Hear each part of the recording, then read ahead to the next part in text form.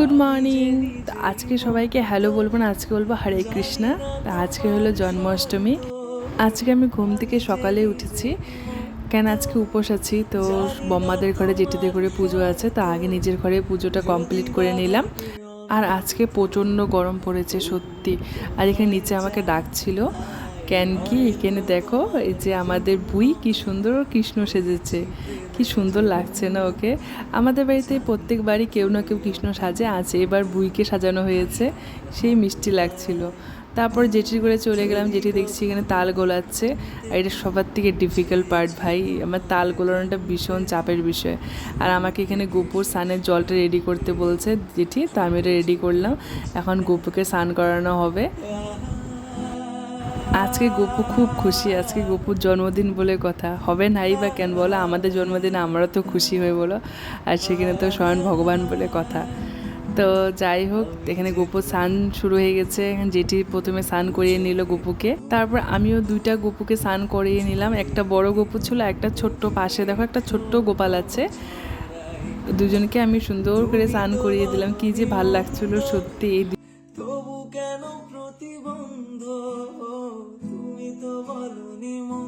এখানে যেটা তারপর গপুকে ভালো করে গা মুছিয়ে এখন নতুন জামা পরিয়ে দিবে।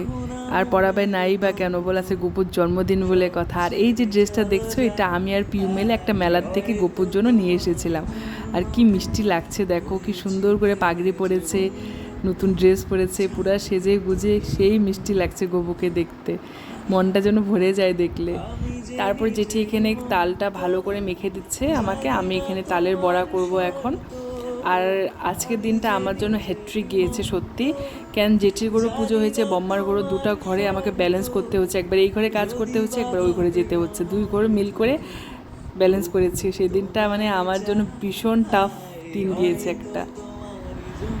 আর আমার যে তালের বড়া ভাজতে কি ভালো লাগে সত্যি, আমার দেখো তালের বড়াগুলো কি সুন্দর একদম ফুলকো ফুলকো হয়েছে।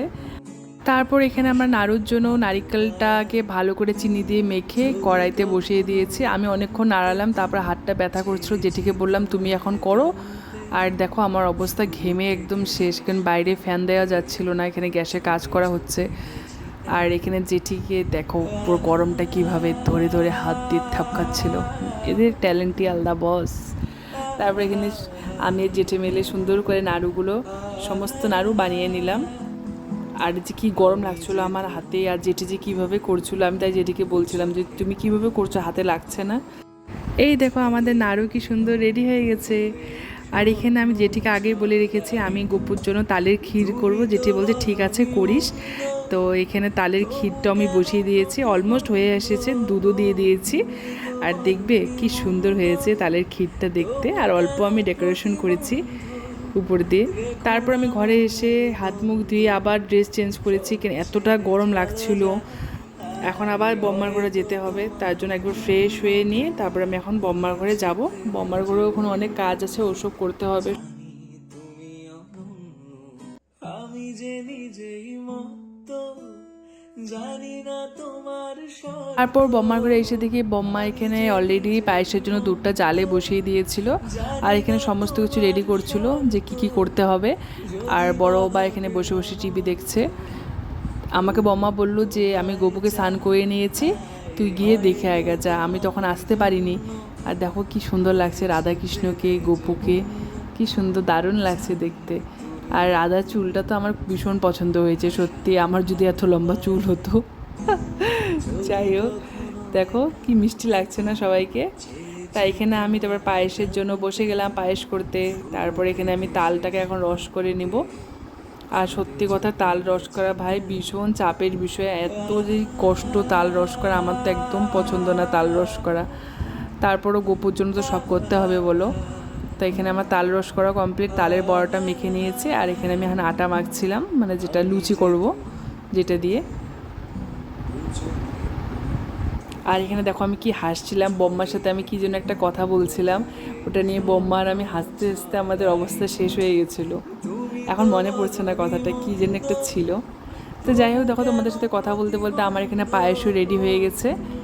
বম্মার যেন ওখানে কি একটা কাজ করছিল, তার জন্য আমি এখানে বসেছিলাম। আমার যে কি ঘুম পাচ্ছিল তখন সত্যি। আমি এখানে তালের বড়া বানানো শুরু করে দিয়েছি। অলমোস্ট 3:30 বেজে গেছে। সব কিছু তাড়াহুড়া করে করতে হবে, কেন 6:30টার মধ্যে পুজো করবে বম্মা।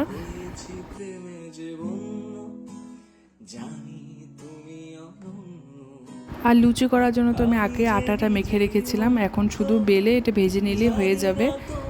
আর জানো, আজকে আমার মানে ফার্স্ট টাইম আমার লুচি এত গোল হচ্ছে। আমার হাতে কিন্তু এত সুন্দর গোল করে লুচি আমি করতে পারি না। আর আজকে কেন জানি হঠাৎ দেখি সবগুলোই লুচি গোল গোল হয়েছে। দেখো, আমি তো অবাক হয়ে গেছি, বা আমার হাতে লুচি এত গোল হলো কীভাবে।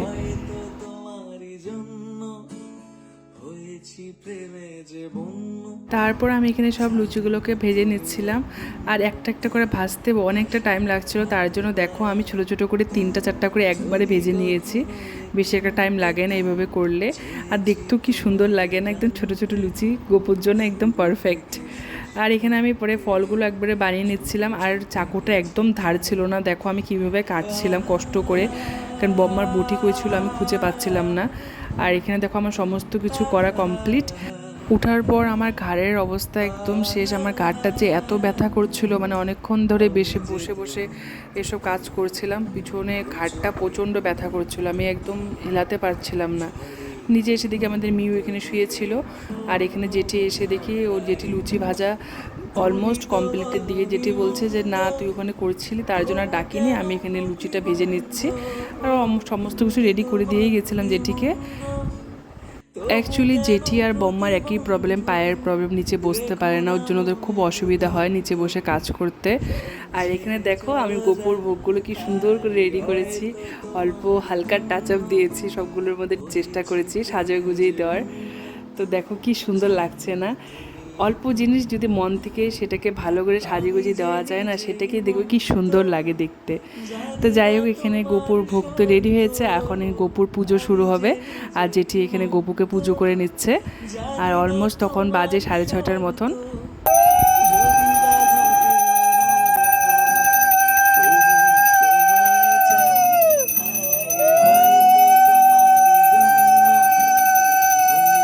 তারপর এখানে আমি পুজো করে নিলাম। আর ক্যামেরাটা সেভাবে এখানে রাখার জায়গা পাচ্ছিলাম না, তার জন্য এভাবেই তোমাদেরকে দেখালাম। আমার পুজো করা তো কমপ্লিট হয়েছে। তারপর এখানে জ্যাঠাও পুজো করেছিল, জ্যাঠাও আজকে উপোস ছিল, সারাদিন না খেয়েছিল। জেঠির ঘরে পুজো কমপ্লিট করে তারপর ঘরে এসেছি সন্ধ্যা দেওয়ার জন্য। এখানে ঘরে সন্ধ্যা দিয়ে নিলাম। আর এই ধূপের গন্ধ যে আমার কি ভালো লাগে, তোমাদের কার কার ভালো লাগে এই ধূপের গন্ধ। তারপর সব তুলসী পাড়ে অল্প সন্ধ্যা দিয়ে নিলাম। তারপর মায়ের মন্দিরে এসেছিলাম, মায়ের মন্দিরে অল্প ধূপধুনা দেখিয়ে প্রণাম করে নিলাম। রোজ তো আর আসা হয় না, তা আজকে পুরো বাড়িতে যখন ধুনা দেখাচ্ছিলাম ভাবলাম মায়ের মন্দিরে গিয়ে একবার প্রণাম করে আসি। আর এখানে বম্মা ডাকছিল, বম্মা বলছিল আয় এখানে পুজো শুরু করব। দেখো বম্মা কি সুন্দর গোপুকে ফুল দিয়ে সাজিয়ে দিচ্ছিল। আর পদ্ম ফুলগুলো কি ভালো লাগছিল দেখতে, বড় বাবা নিয়ে এসেছিল ফুলগুলো। বম্মা পুজো করলো, তারপর আমি এখানে গোপু সোনাকে পুজো করে নিলাম। তো শুভ জন্মদিন গোপু সোনা।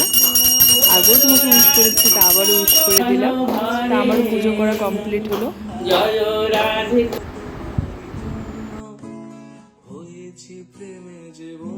তারপর বম্মা এখানে কৃষ্ণ শতনাম পড়ে নিচ্ছিল। আর আমার যে কৃষ্ণ শতনাম শুনতে ভীষণ ভালো লাগে। কৃষ্ণ দিনে দিনে বারে শ্রীনন্দ রাখিল নাম নন্দের নন্দন, যশোদা রাখিল নাম জাদু বাঁচা ধন। তারপর আর কি আমি এখানে প্রসাদ নিয়ে ঘরে যাচ্ছিলাম, কেন একদম শরীরে আর এনার্জি ছিল না ওখানে বসে খাওয়ার মতন। আর দেখো এখানে বম্মার প্রসাদ, জেঠির প্রসাদ, পরে তো আরও অনেকেই প্রসাদ দিচ্ছিল। আর এত প্রসাদ কি খাওয়া যায় উপোস করে বলো? আমি সবার থেকে অল্প অল্প করে নিয়ে আমি খালি প্রসাদটা মুখে দিয়েছি। সত্যি প্রসাদগুলো ভীষণ টেস্ট হয়েছিল খেতে। তো আমি খাওয়া দাওয়া করে এখানে শুয়ে পড়েছিলাম। তো আজকের জন্য টাটা।